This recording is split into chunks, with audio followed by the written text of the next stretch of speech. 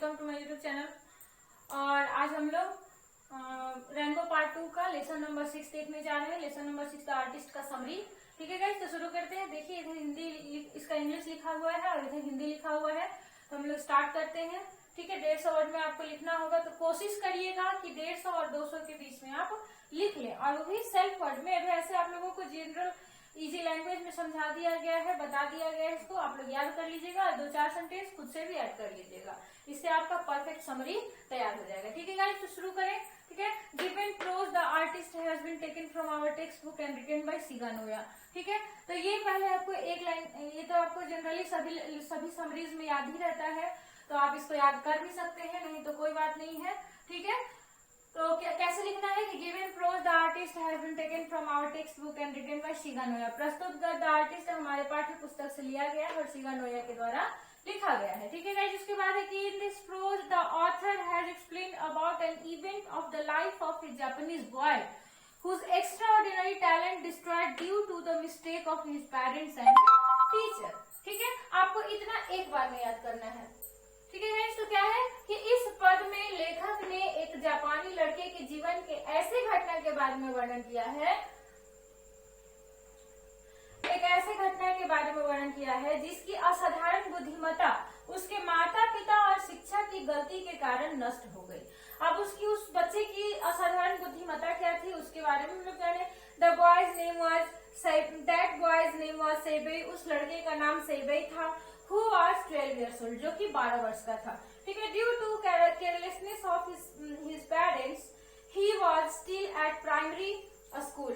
और अपने माता पिता की लापरवाही के कारण वह अभी भी प्राथमिक विद्यालय में पढ़ता था। प्राथमिक विद्यालय प्राइमरी स्कूल 5 years old जो होता है, 5th क्लास तक का, तो अभी वो 5th क्लास से अंडर में था, और वो भी 12 साल का होते हुए भी वो जो है जितना उसका क्लास होना चाहिए था वो नहीं कर पा रहा था। पढ़ाई में भी, कहने का मतलब है सीधा सीधी की सेबई पढ़ाई में ज्यादा कोई खास नहीं था, वो पढ़ाई में डल था। तो उसकी कुछ एक्टिविटी थी, पढ़ाई को छोड़कर की कुछ एक्टिविटी थी, तो इतना पहले आप लोग लिख लीजिएगा।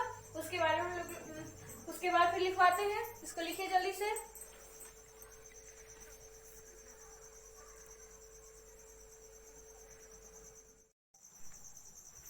देखिए स्टूडेंट्स, आगे देखते हैं हम लोग कि Seibei was passionately interested in collecting and polishing gourds. Seibei को लौकी इकट्ठा करने और उसे पॉलिश करने में अत्यधिक रुचि थी।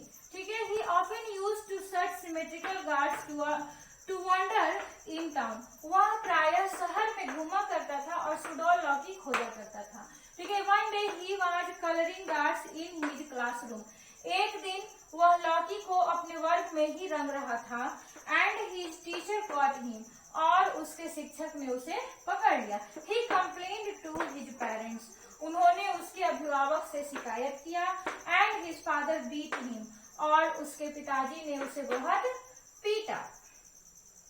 And smashed all the coloured gourd with hammers. और उसके रंगे हुए सभी लौकियों को हथौड़े से नष्ट कर दिया। ठीक है, आगे क्या कहते हैं कि ही फोर्सली स्टॉप्ड सेबई टू पॉलिश गार्ड्स। उन्होंने लौकियों को रंगने से सेबई को जबरदस्ती रोक दिया। ठीक है, फिर आगे क्या कहते हैं कि सेबई's polished guard were so precious। सेबई के रंगे हुए लौकी काफी कीमती थे। ठीक है, but due to his parents and his teacher, a great artist inside सेबई was finished। लेकिन उसके माता पिता और शिक्षक के कारण उसके अंदर का महान कलाकार समाप्त हो गया। ये था इतना का हिंदी। फिर से हम लोग इसको एक बार देख लेते हैं, सुन लीजिएगा, याद हो जाएगा। क्या है? सेबई was passionately interested in collecting and polishing guards. He often used to search symmetrical guards to wander in town. One day he was coloring guards in his classroom, and his teacher caught him. He complained to his parents, and his father beat him and smashed all the colored guards with hammer. He forcibly stopped Seibei to polish guards. Seibei's polished guards were so precious, but due to his parents and his teacher, a great artist inside Seibei was finished. Okay, तो इसको लिखिए।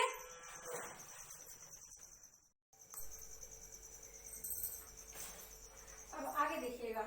आगे क्या है कि now सेबेई engrossed in coloring picture but his father again started to chide him। अब जो है सेबेई चित्र रंगने में व्यस्त हो गया, लेकिन उसके पिताजी पुनः उसे डांटने लगे।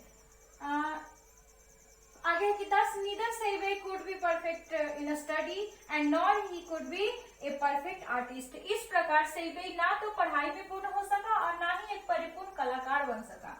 Okay, his life also smashed like those guards। उसका जीवन भी उन्हीं लौकियों की भांति नष्ट हो गया।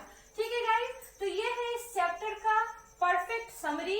इसको ढंग से याद कर लीजिएगा। तो 100% कॉन्फिडेंस रखिए कि अगर 5 नंबर का क्वेश्चन है तो 4.5 नंबर आपको इजीली मिल जाएगा, कोई नहीं रोक सकता है। ठीक है, तो इसको ढंग से 2 बार 3 बार आप वीडियो देख लीजिएगा, सुन लीजिएगा और नोट्स जरूर बना लीजिएगा। ठीक है गाइस, तो इसको आप कंप्लीट करिएगा। ओके, और वीडियो को लाइक और सब्सक्राइब जरूर कर दीजिएगा, जितना हो सके शेयर भी करिएगा। Okay guys, thanks for watching.